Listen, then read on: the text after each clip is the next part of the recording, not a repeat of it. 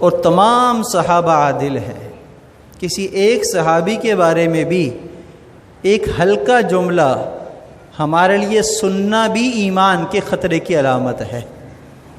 جو شخص بھی یہ حرکت کرے گا جلد یا بدیر رسوا ہو کر رہے گا، دنیا میں بھی رسوا ہوگا اور آخرت کے اندر بھی رسوا ہوگا۔ تو یہ بات ہم اپنے ذہن سے نکال دیں۔ کافی عرصے سے سوالات، مختلف باتیں چلتی رہی، مجھ سے بھی سوال کرتے رہے، ہمارے ایک نمازی ہیں وہ بھی کہتے رہے آپ کچھ نہیں بولتے۔ ہر ایک کے لیے بولنا ہماری ضرورت نہیں ہے۔ اللہ تعالیٰ نے ہر شر کو، ہر فتنے کو دبانے کے لیے لوگ مخصوص کر رکھے ہیں۔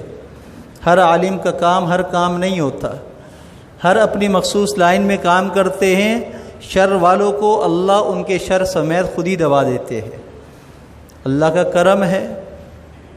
جہلم کا ایک مرزا انجینئر جہلمی مختلف دعوے کرتا رہا، ایک جو ہے وہ چینل بنا کر کیمرے کے آگے اپنی ساری جو ذہنیت تھی وہ نکالتا رہا اپنی گندی زبان کے ذریعے، بالآخر اپنے برے انجام کو پہنچا۔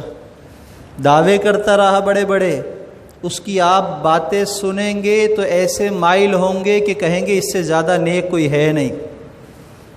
وہ کہتا ہے نہ میں بابوں کا ہوں نہ میں وہابیوں کا ہوں، میں تو کتابی ہوں۔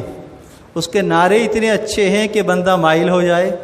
ہمارا بہت بڑا نوجوان طبقہ پڑھا لکھا اس کی طرف مائل ہوا انہی باتوں کی وجہ سے، اس لیے کہ بیچاروں کو پتہ نہیں ہے جو قرآن کی آیت پیش کر رہا ہے وہ صحیح پڑھ رہا ہے یا غلط پڑھ رہا ہے، اس کا ترجمہ صحیح ہے یا غلط ہے، کچھ نہیں پتہ، اس کی جو حوالے جات ہیں وہ صحیح ہیں یا نہیں ہیں، کچھ نہیں پتہ۔ عوام کہتی ہے واہ کیسی دلیل کے ساتھ بات کر رہا ہے۔ پھر علماء سے آ کر سوال کرتے ہیں کہ اگر آپ حق پر ہیں تو جواب دیں۔ بھائی ہر ایک کی بات کا جواب دینا یہ علماء کا کام نہیں ہے۔ ہر فرعون کے لیے اللہ نے موسیٰ پیدا کیا ہے، تو اس نے جس طریقے سے لوگوں کو گھیرنا چاہا، اللہ تعالیٰ جزائے خیر دے ہمارے حضرت مفتی طارق مسعود صاحب کو کہ انہوں نے اسی پلیٹ فارم کے ذریعے اس کو ایسا رسوا کیا، اللہ نے اس کے تکبر کو ایسا توڑا کہ اب وہ انشاءاللہ منہ دکھانے کے قابل نہیں۔ اگر دکھائے گا تو پہلے مرزا کی طرح اپنے تھوک کو چاٹنے والا ہوگا۔ اور اتفاق کی بات دیکھیے، 7 اکتوبر وہی تاریخ ہے جس تاریخ کو اسمبلی سے قانون پاس ہوا اور مرتد قرار دیے گئے وہ مرزائی جو اپنے آپ کو مسلمان کہا کرتے تھے، اور 7 اکتوبر کو ہی دوسرا مرزا جو اپنا فتنہ پھیلا رہا تھا، نوجوانوں کو گمراہ کر رہا تھا، قرآن و حدیث کی مختلف چیزوں کو پیش کر کے مسلمانوں میں انتشار پھیلا رہا تھا، 7 اکتوبر کو ہی اللہ نے اس کو بھی ذلیل کر دیا کہ 48 گھنٹے تک مفتی طارق مسعود صاحب اس کے شہر میں اس کا انتظار کرتے رہے، نہ رابطہ کیا نہ نکل کر باہر آیا۔ جو یہ دعوے کیا کرتا تھا، اپنے ایک کلپ میں کہنے لگا کہ میری یہ کرامت ہوگی کہ اگر کوئی ان کا مولوی میرے سامنے آ جائے، تو اس کی کرامت تو ایسی ظاہر ہوئی جب وہ چلے گئے تو اس کی کرامت ہی ختم ہو گئی۔ اس نے کہا یہ میری کرامت ہے، یہ آئیں گے نہیں، قیامت کی صبح تک نہیں آئیں گے۔ بڑے بڑے دعوے کیے، اور یہ بات بھی میں آج مجبوراً اس لیے کر رہا ہوں کہ سوشل میڈیا پہ یہ پورا ہفتہ 4 دن سے چل رہی ہے۔ اس بات کی ہمیں وضاحت ہونی چاہیے کہ کیا صحیح ہے کیا غلط ہے۔ دیکھیے اس لیے بار بار منع کیا جاتا ہے کہ ہر ایک کی بات کو نہ سنیں۔ اس نے براہ راست صحابہ کو پہلے برا کہنا شروع نہیں کیا تھا، اس نے درس قرآن شروع کیا، درس حدیث شروع کیا۔ جب لوگوں کو قرآن حدیث سنا کر اپنی طرف مائل کر لیا تو پھر اس نے دوسرا کام شروع کیا اپنا۔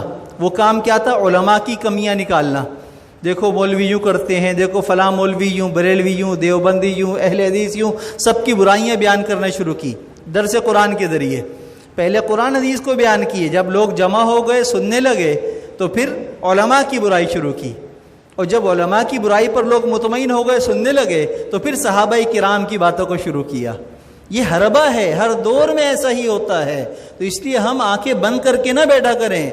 اسی لیے بار بار کہا جاتا ہے العلماء ورثۃ الانبیاء، علماء کا بغض اور حسد انسان کو جہنم میں لے جائے گا، کامیاب نہیں کر سکتا۔ یہ معمولی بات نہیں ہے۔